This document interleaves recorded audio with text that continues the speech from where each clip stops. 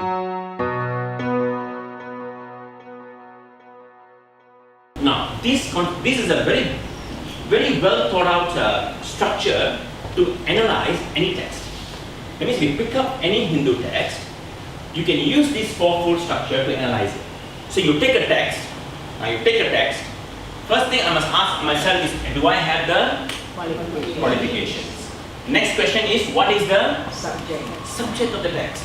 Most scriptures, they inevitably will lead you to happiness. In one way or the other, we're going to talk about happiness a little later.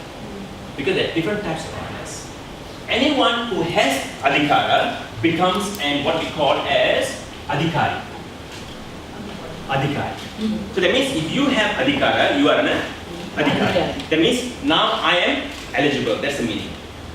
So adhikara is qualification. Adhikari is what we call as a qualified or eligible person. The first qualification they call is what? Discrimination. What is discrimination? The ability to say yes, no, right, wrong, real, unreal, permanent, temporary. To distinguish these two is called discrimination. That's what my first question is: the body, real, unreal. Remember? And some of us were there, some of us were here. Now in Vedanta, you see the prerequisite? This is the first prerequisite. The ability to objectively make a conclusion without being influenced by your likes and dislikes, your preconceived habits, habitual patterns. All of this should not be able to influence you. This is the first prerequisite. Now, between the two, there is actually a distribution in Shastra and in tradition. More people are where? Most of the Vedantin seekers in the world, traditionally, where should they belong to? Left. And only very few people are on the right.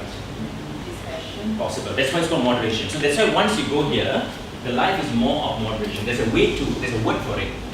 In Bhagavad Gita is the text for this, that allows this option. It is called being a karma yogi. Get it? That means it's only one pointed desire. So there's still desire. Yes, there's a last desire. And the desire for liberation is to remove all the desires anyway. Yeah, right. Correct? The desire is the final desire.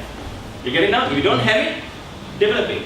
But the most important question you need to ask before developing is whether you have desire for moksha, liberation. That's the question you need to ask. If you don't know how to answer this question, look for someone or come to us. We'll go through a coaching process to find out whether is that what you need.